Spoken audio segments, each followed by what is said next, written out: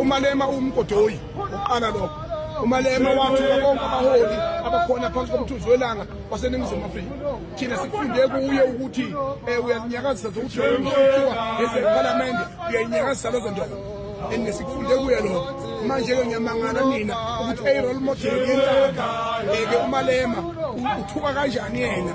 Uma inkantolo mina ngithole nginecala ngoba bonke laba baholi ababethu uMalema, abaholi abebe ingxenye yokubuso kwalelizwe nokufonya kodemocracy.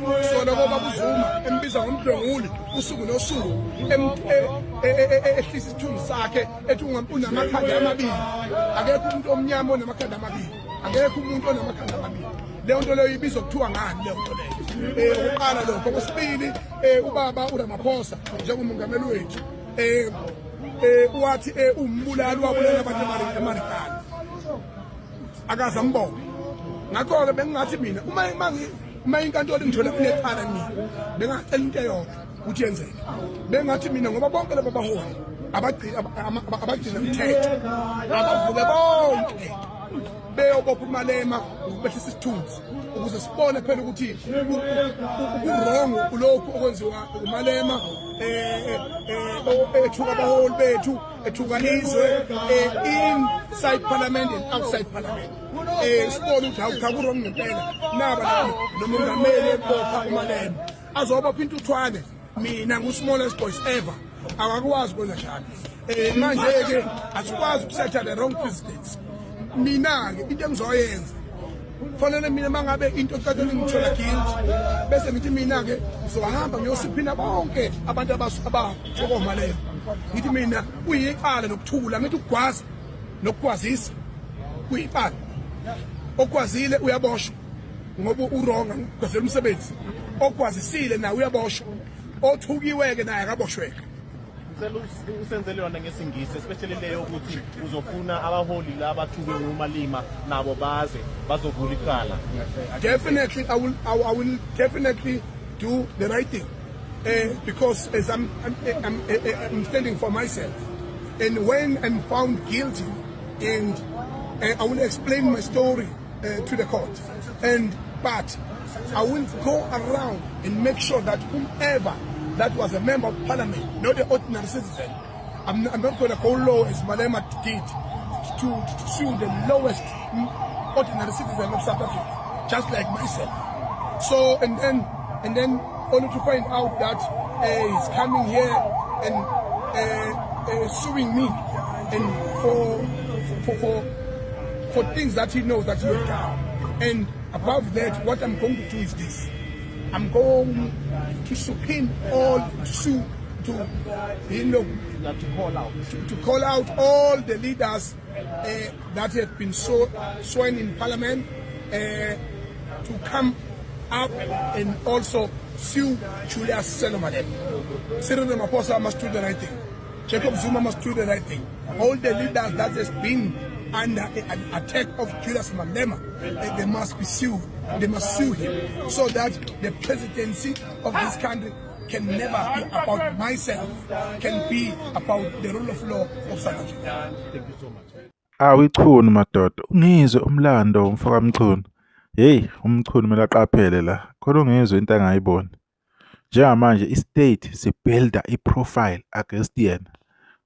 Waboshwa lento yokuthi yena kwaluthwa uyo oyehamba phambili lapha online ekhuluma. Bambopha istate, walihamba locala lozo wakhatha. Waphinde bamvula icala eyinsizwa yase-India lapha yana yomdabu wase-India lapha eThekwini. Ngani kuseThekwini ngokuthi khona abayikhulumayo inkulume enohlevana benonotha lapha yana kwi-Binca Nation. SekuMalema manje umphosa enkantolo ukuthi wathi uthathe 60 million kuma Nigerian ingakho wa protect. So icala langena ke engekho ke ungizwe lapha yana ke ngoba into esheshayo yaphuma ke i-interim order isinqumo sesikhashana ukuthi yena abuye azoyikhulumela ngelanga azothola ngalithuba kwakuthiwa akakhokhe leyo million lelo ayilifunile kuMalema axolise ehlangalaleni ahoxise namagama. uNgizwe kube seyikhulumela-ke izolo laphayana-ke enkantolo ePitori enkulu ey'khulumela. Laphayana kunzima-ke ngoba kumele ubeke indaba yakho izwakale, uveze ubufakazi bokuthi ena why uthi uMalema wathola u-60 million. Uveze nje nokuthi ena unayo yini i-proof yalokho. If uhlulekile ukuveza lokho, isinqumo or leyo order le eyayiphumile ekuqaleni ukuthi kumele ukhokhe imali ayishintshi, ihlala nje iyinjalo. Ileyo-ke i-challenge-ke ebhekene noMacingwane. noMacingwane lento izoba yifu lapha ngaphezu kwakhe, kanti akaboni ukuthi vele umbuso awuyithandi lento yo-March and March, abayithandi lento abayenzayo ngoba baphazamisa abantu babo. Abantu bokufika, abantu bombuso ubasebenzisa ngendlela othanda ngayo, ubasebenzisa ekulwiseni abantu base-South Africa. Yingakho nibona abantu abangaka base-South Africa bebalwela ngakho, ngoba bayadla laba bantu. Bayazi ukuthi noma befuna iy'dakamizwa bayakubona, uma befuna abantu bazobakhela bayakubona, abathungayo benzani bayakubona. Nokubulala futhi bayababiza ukuthi bebaqashe. So ingakho bebalwela kangaka ngoba baya-benefit. Ilokho-ke uMacingwane angakunaki ukuthi lento izokhanda i-profile, izogcina lento eseyuxhaxha lamakhesi, gcina sebemphose ekhulukuthi. Then-ke bese kuyalimaleka egameni lakhe. Kodwa-ke phela nawe unawo ama-advisor, unawo abantu abambonisayo ukuthi angenze kanjani. Kodwa uma enganakile, lento yokugcina-ke imlimazela ini-ke igama lakhe, engasakwazi ukuqhubeka asebenze. Uyabona vele already isimo simanzonzo, akukuhle kahle, akulungile.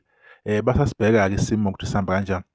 But bamthola lapha amncane ngakhona, ngeke bengabazi ukumbopha because yilokho abakubonayo abafuna ukwenza.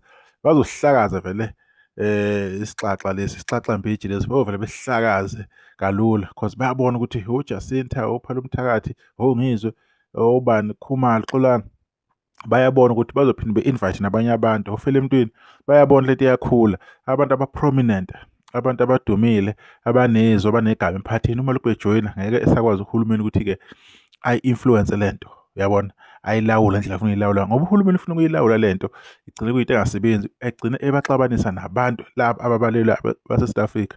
So yiyo nje i-worry yami ekhona lapha ukuthi ichunu libheke ngampela because ngiyawazi ama-cases akanje agcine ekushaya, ekuginqa nawe ungazi ukuthi kanjani because balokhu bewabeka egameni lokhu bewabeka, uma evuka avuka ngesikhathi esi-1 bese beyakuvalela. Nisalahle.